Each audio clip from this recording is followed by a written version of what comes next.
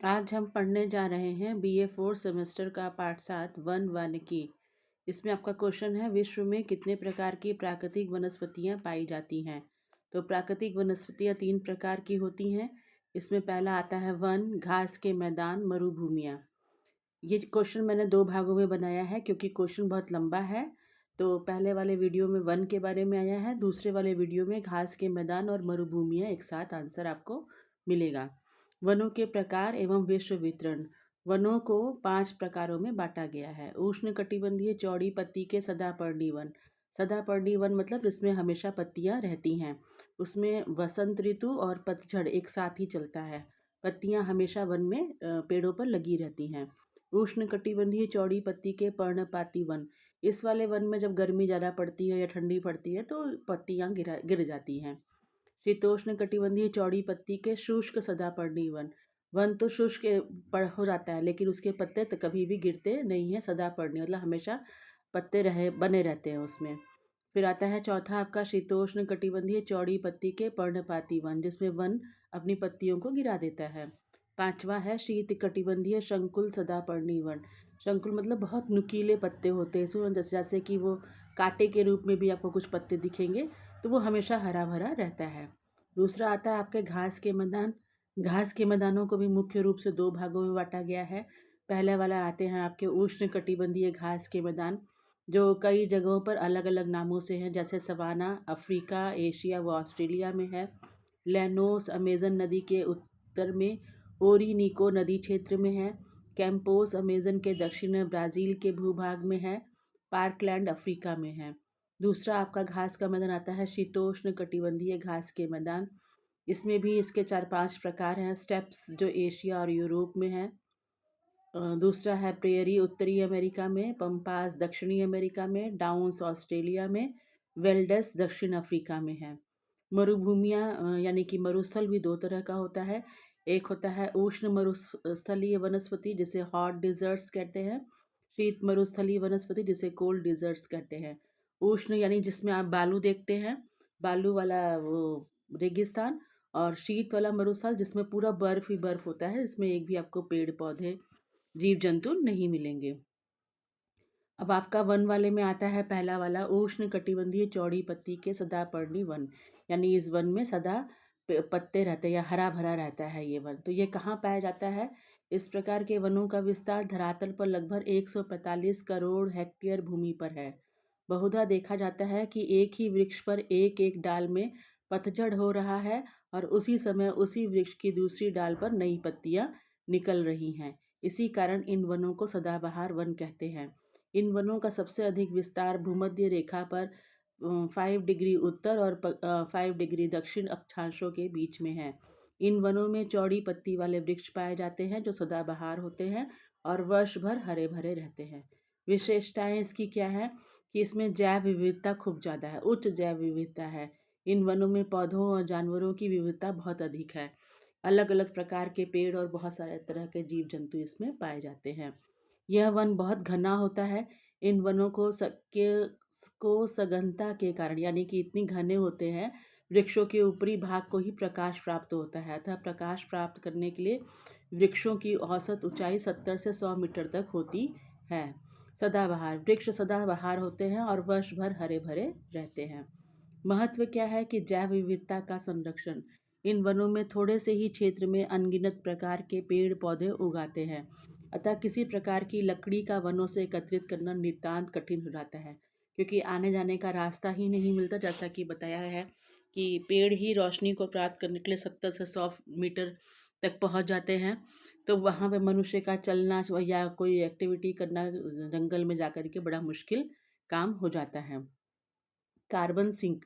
ये वन carbon dioxide को अवशोषित करते हैं। बहुत ज़्यादा मात्रा में कार्बन डाइऑक्साइड को अवशोषित करते हैं और ऑक्सीजन का उत्पादन करते हैं। जल चक्र। ये जल चक्र को भी बहुत अच्छा उसमें भूमिका अदा करते हैं और वर्षा को बढ़ावा देते हैं। उदाहरण: उष्णकटिबंधीय चौड़ी पत्ती के सदापर्णी वन अमेजन वर्षा वन, कांगो बेसिन और दक्षिण पूर्व एशिया में पाए जाते हैं। इन वनों के कुछ बहुमूल्य वृक्ष आबनूस, महोगनी, बांस, रोजवुड, लॉन्गवुड, रबड़, आयरनवुड, नारियल, केला, ग्रीन हार्ट, सिंकोना, बेंत आदि है। इन वनों का संरक्षण और प्रबंधन बहुत महत्वपूर्ण है ताकि जैव विविधता का संरक्षण और जलवायु परिवर्तन के प्रभाव को कम किया जा सके। दूसरे प्रकार में आपका आता है उष्णकटिबंधीय चौड़ी पत्ती के पर्णपाती वन। उष्णकटिबंधीय चौड़ी पत्ती के पर्णपाती वन उष्णकटिबंधीय क्षेत्रों में पाए जाने वाले वन हैं जो शुष्क और आर्द्र यानी कि गर्म मौसम में और बहुत ठंडे मौसम में चक्र के अनुसार पत्तियों को अपने गिराते हैं।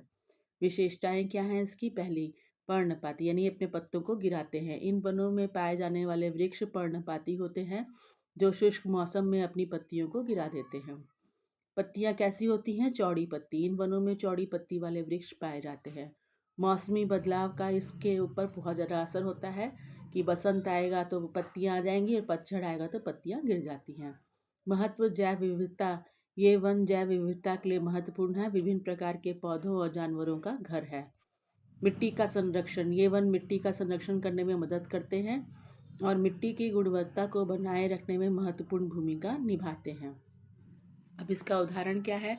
उष्णकटिबंधीय चौड़ी पत्ती के पर्णपाती वन भारत के शुष्क वन, अफ्रीका के बियोम्बो वन और दक्षिण अमेरिका के कुछ हिस्सों में पाए जाते हैं। उत्तर पूर्व ब्राज़ील के आंतरिक भागों में भी कम वर्षा के कारण भूमध्य रेखीय सघन वनों के स्थान पर काटिंगा नामक झाड़ियाँ ही अधिक पैदा होती हैं जिनकी पत्तियाँ शुष्क ऋतु में झड़ जाती हैं। इसके अलावा ये वन उत्तरी म्यांमार, उत्तरी थाईलैंड, लाओस, उत्तरी वियतनाम आदि कई देशों जहाँ मानसूनी जलवायु मिलती है में पाए जाते हैं। अब प्रमुख वृक्ष कौन कौन से हैं इसके? सागवान है, बांस है, साल, ताड़, चंदन, देवदार, महोगनी, बेंत, आम, जामुन, नारियल आदि। फिर तीसरा आता है आपका शीतोष्ण कटिबंधीय चौड़ी पत्ती के शुष्क सदापर्णी वन।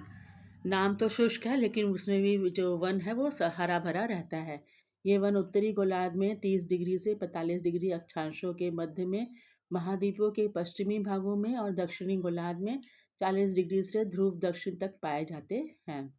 विशेषताएं क्या हैं? पत्तियां। इस वन की पत्तियां चिकनी तथा प्रायः मोटी होती हैं। कई पत्तियों पर तो रोए भी होते हैं जिनसे इनका जल वाष्प बनकर नहीं उठते।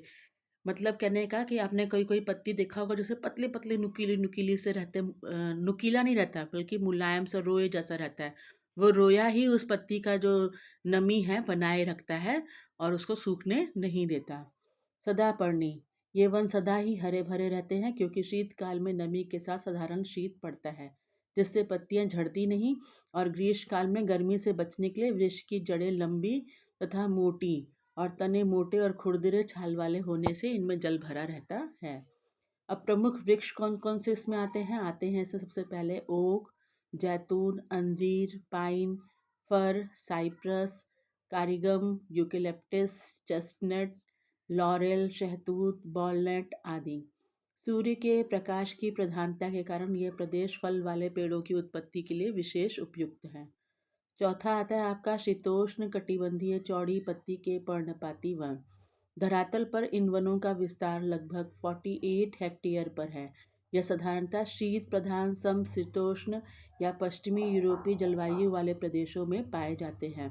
ग्रीष्म में साधारण गर्मी, शीतकाल की कठोर सर्दी और वर्ष भर अच्छी वर्षा होने के कारण यहाँ अच्छी कड़ी लकड़ियों वाले वन पाए जाते हैं। पत्तियां। वृक्ष की पत्तियां कड़ी सर्दी से बचने के लिए शीतकाल में झड़ जाती हैं। वृक्ष इसमें पाए जाते हैं ओक, मैपिल, बीज, हेमलॉक, अखरोट, चेस्टनट, पोपलर, ऐश, चेरी, हिकोरी, बर्च आदि। स्थान। ये वन प्रायः ऐसे स्थानों पर पाए जाते हैं जहाँ खेती के लिए बहुत सी अनुकूल दशाएं मिलती हैं, अतः वनों को काटकर खेती योग्य भूमि निकाल ली जाती है। अधिक ऊंचे तथा भीतरी भागों में बर्फें गिरती हैं अतः इसमें चिरहरित नुकीली पत्ती वाले वृक्ष पाए जाते हैं। चिरहरित का मतलब लगातार उसमें हरे पत्ते रहते हैं। पांचवा आपका आता है शीत कटिबंधीय शंकुल सदापर्णी वन। इन वनों का विस्तार उत्तरी अमेरिका और यूरेशिया के उत्तरी भागों में पाया जाता है जिन्हें बोरियल वन या टैगा वन भी कहा जाता है। टैगा वन बहुत इंपॉर्टेंट रहा है तो इसको ध्यान से देख लीजिएगा। ये वन शीत और लंबी सर्दियों वाले क्षेत्रों में स्थित होते हैं। पत्तियां। जल के अभाव में वृक्षों की पत्तियां नुकीली होती हैं जिससे उन पत्तियों के द्वारा वायु के साथ अधिक जल वाष्प बनकर नहीं उड़ पाता। वृक्ष के निचले भागों में टहनियाँ कम होती हैं, किंतु तनों की मोटाई पर्याप्त रहती है।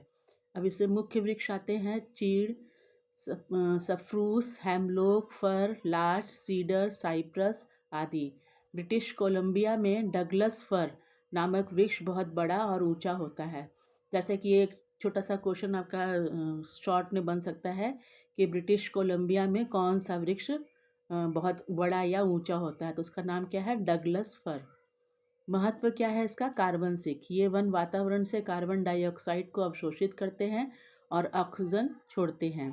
जैव विविधता। इन वनों में विभिन्न प्रकार के जानवर जैसे भालू, लोमड़ी और मूस पाए जाते हैं। पारिस्थितिकी तंत्र। ये वन पारिस्थितिकी तंत्र को बनाए रखने में महत्वपूर्ण भूमिका निभाते हैं। चुनौतियाँ क्या हैं? क्या खतरा है इसके लिए? कि ये जलवायु परिवर्तन के कारण इन वनों की संरचना और कार्य प्रभावित हो रही है। वनों की जलवायु परिवर्तन मतलब कि मौसम जा रहा है, पानी बरस जा रहा है या सूखा पड़ जा रहा है, तो ये वन भी नष्ट हो रहे हैं। वनस्पति विनाश। मानव गतिविधियों के कारण वनस्पति विनाश हो रहा है। जंगलों में आग। जंगलों में आग लगने से इन वनों को खतरा होता है। इन वनों की लकड़ी बहुत ही मुलायम होने के कारण कागज़ की लुगदी बनाने, दिया सिलाई की सीकें, चौखट, पेटियाँ आदि बनाने के लिए अधिक उपयुक्त होती हैं। ये इस क्वेश्चन का एक भाग जो है यहाँ पे ख़त्म होता है। दूसरा पार्ट मैंने दूसरे वीडियो में डाला है। इस प्रश्न के उत्तर से संबंधित कोई क्वेश्चन या कोई आपको कोई जिज्ञासा हो तो आप कमेंट करके पूछ सकते हैं।